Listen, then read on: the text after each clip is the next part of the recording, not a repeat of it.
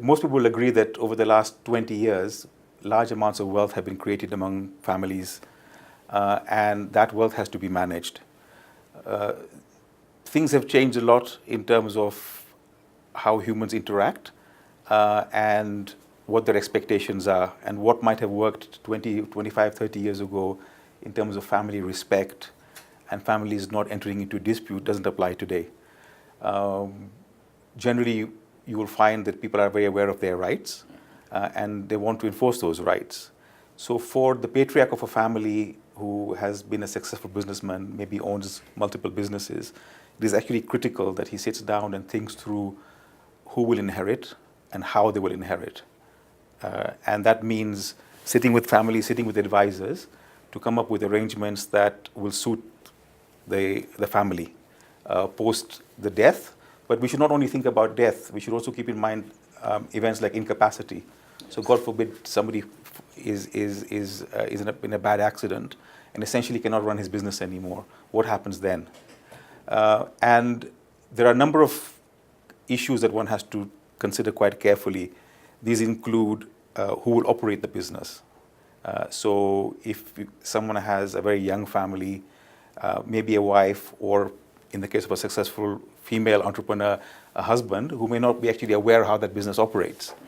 He or she may have very young children. Clearly, they cannot run the business. So what happens to that business if that person is no longer there? The business will probably collapse.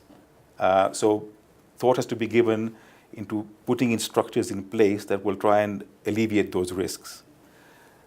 In the case of families where there are mature children, then one has to also bear in mind, as I've just said earlier, who will run the show. And that is obviously a very hot topic because each sibling may want to actually be in charge. Okay? And you cannot have 5 CEOs. You can only have one CEO. So that is an issue that we talk through with families very closely to see how they can try and manage that risk. Secondly, of course, is the division.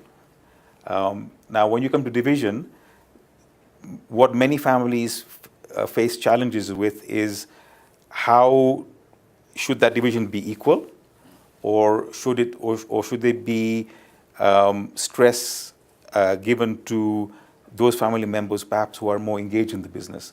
So say you have a family with 3 sons. One son is in the US, one son is in the UK, and one son is in Kenya helping the father. Clearly, if you divide the ownership by 3, the son working in Kenya may feel very upset because he will say, listen, Dad, I'm spending my entire day slogging in the business and I'm getting an equal share. Another very critical challenge for the family. So a way of dealing with that is to tell the son who is working in Kenya that he will get remunerated through his employment contract, for example. So even though the share, because a lot of fathers are in a dilemma. They don't want to discriminate against one child, just because. So as long as the child who's living and working in the business is being remunerated, he should be quite satisfied with that. So these are some of the very core challenges that people face. You'll also find, of course, in where faiths or cultural practices allow for more than one wife. Yes. So the Islamic faith, we have many cases of people with more than one wife, where polygamous marriages can work. Or in a lot of the African societies where you have more than one wife. So how do you deal with that? In some cases, you will have clients who perhaps have a second family, which is unknown. Yes. Okay, and we have had a number of cases where, on the death of someone, another family suddenly emerges from the woodwork. Okay, which of course can be a very big disruption. And our law, the Law of Succession Act of Kenya, gives dependents rights, and those people can be dependents. So we again talk to businessmen, business owners, and try and make them understand that at some stage they have to grapple with all these issues, and meet with professional advisors, lawyers, accountants, to basically plan the succession and the inheritance. Because I think the ultimate aim should be to preserve the business, because that's what feeds the family. Yes. And if you destroy the business, there's nothing left for the family to gain from. So I think these are some of the core issues that we try and tackle with families.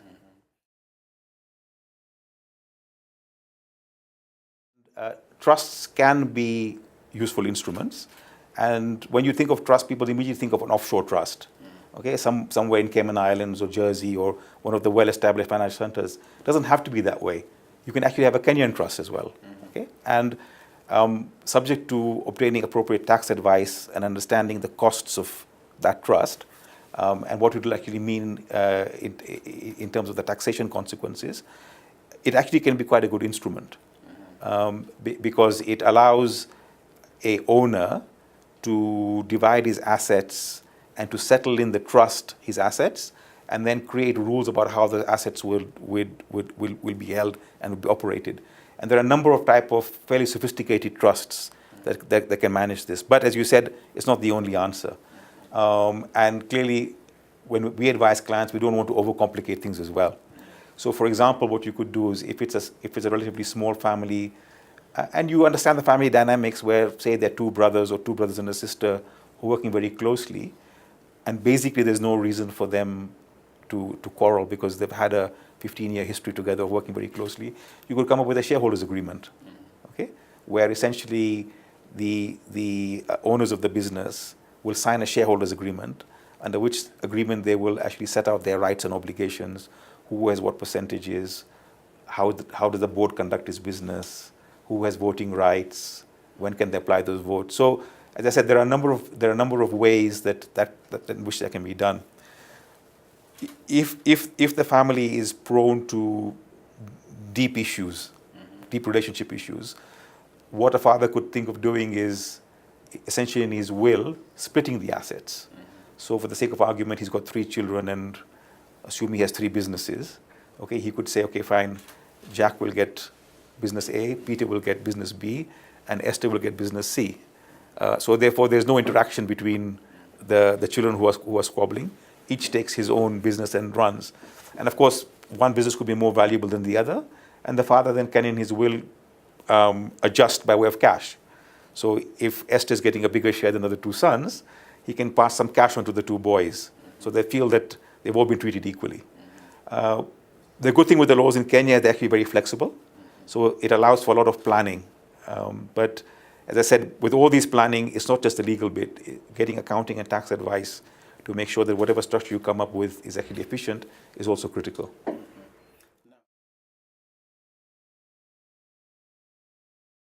I have had clients whose children have been successful doctors, musicians, and some of them who don't want to come back to Kenya, for example. And that is actually a big dilemma for many patriarchs who are in their 50s and 60s, who've done very well, worked very hard all their life. I mean, I think there are a number of choices. One is, of course, think of doing a disposal during your lifetime. So, and you convert your asset, which is a factory, into cash, which of course then you can dispose very easily because cash you can divide. There's no complication in dividing cash. So I think that's one mechanism. What we've also done for such families, and frankly even families that I explained earlier, where there may be a husband or a wife who doesn't know how to run that business, and very young kids. So you could create in your will or your trust a committee of elders. So these would be people that the patriarch respects. Could be a trusted lawyer, a trusted accountant, a couple of trusted business associates whom he trusts. And essentially, they are given powers to operate that business for the benefit of the family. And it could be basically to do this for, say, 5 years, and then during that 5 years they can sell, because of course, clearly if you create a sale situation immediately upon death, you probably won't get a good price, because the market will know you're desperate. Okay, so we create all these mechanics in the documentation to try and ensure that we can maximize value for the family. If you've got children who are, say, 18, 20, in that range, who have shown an inclination to come to join the business, then you could say, fine, the committee of elders will essentially run the business together with management for the benefit of the family. And once the children have matured, finished their university degrees, and want to join the business, then they can come into the business. So that, by way of example, is one way that we've successfully handled this issue. Because clearly, again, what drives us all in our thinking is how do we preserve value? Because if you take a step that destroys value, you're destroying the wealth that the patriarch has created for the family.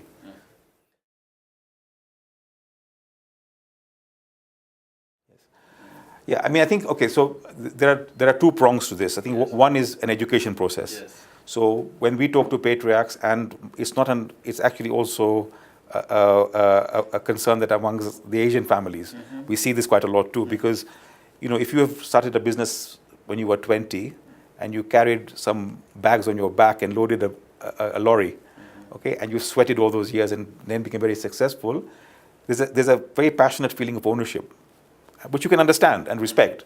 So the first bit of education is to make the patriarch understand that you can't take this to your grave, okay? And that's quite a challenge, believe it or not, because they say, listen, I've worked all these years, I've made this, I don't want to give ownership now. Why should I do that? What if my children don't treat me well? But there are mechanisms you can deal with that, whereby you give ownership, controlling ownership to the patriarch, which will only change on death. So you can achieve that. So that's normally quite a big challenge. The other thing, of course, to do is to explain to the patriarch that if he's not open with somebody, what he's going to do is just destroy all that years of hard work. Okay, and it is critical, therefore, that he is honest with at least his lawyer or whoever the person is that he's putting some faith in, to try and give a list of all these assets, and especially assets that are harder to trace, like bank accounts, for example. Clearly, if you've got a property, you know the person was living there, and you can find out. You can make searches and find out.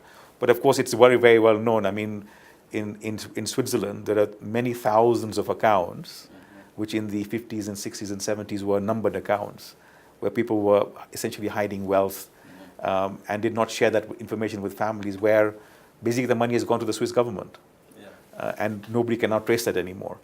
So, I think it is an education process, and making patriarchs understand that giving this information actually is for their betterment. It's not a way of damaging their interests.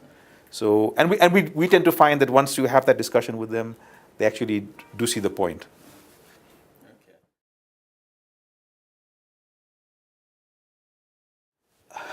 I personally feel it's not a massive problem. Okay, I think certainly among the more higher net worth persons, it would not be a big problem, because they tend to speak to advisors and people like us, and we tend to guide them. I think the problem will probably be, those who perhaps are not big business groups, and therefore don't understand the importance of these arrangements. So I think that's where I would leave my comment. I think once this act has been there for longer and we get maybe 10 years of returns, we'll have some sort of sense. But my view is that it won't be a massive problem in the big urban areas, certainly, because I think people are more and more educated over time of the fact that they need to do this. And I mean, I have had many wives, for example, holding their husband's ear, coming to my office and saying, "Listen, make him do his will." So I think, it is something that people are getting alive to. Put it that way. That I think people realize that in these days of uncertainty, where political and economic upheaval, these are very important things to do. And as I just said, spouses are actually quite alive to this issue, and we actually have spouses forcing patriarchs to come in and handle this issue, because they want the certainty as well, right? Yes. If God forbid, a successful businessman at 50 has a heart attack and passes away, it's a mess. If people don't know where to find the assets, who will operate the business, and so as I said earlier, I think it is an education process, and I think your seminar is very timely, and I'm glad you've done it, because I think it's part of that education process.